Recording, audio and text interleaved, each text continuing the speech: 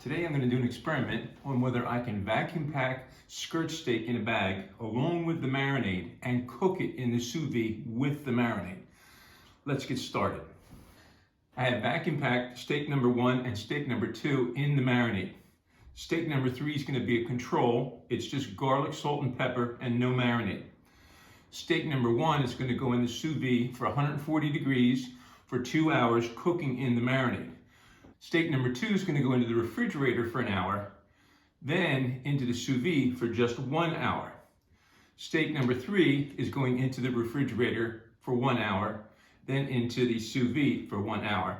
Then I'm going to pat each one of them dry and give them a sear, and we're going to test our results. Let's see how we make out. I've taken all the skirt steaks out of the sous vide, drained the excess marinade off, patted them all dry, and then gave them a sear in beef tallow. Don't ignore that I said beef tallow. The original skirt steak was 1 piece. I had cut it into thirds along the length.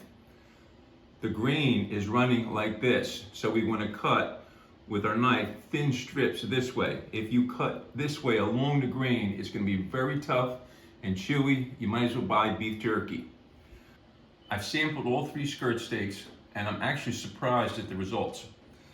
The skirt steak that was cooked in the sous vide at 140 degrees for 2 hours with the marinade in the bag was more tender than the others. However, it was also less beefy.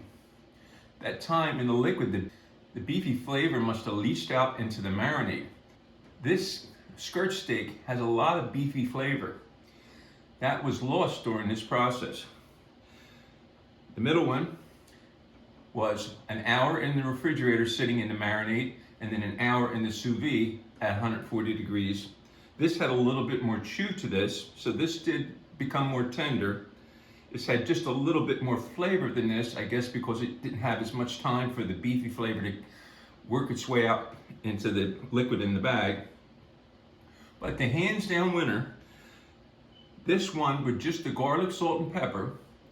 It was more chewy than the rest, but I didn't find it offensive. Your preferences may be different. It had a little bit of a chew to it, but the flavor, the beef flavor, was much more intense. And it's like all you really need is salt and pepper, or garlic, salt, and pepper to have a beautiful skirt steak. I hope this video was helpful. Let me know if you have any suggestions for future videos. Enjoy.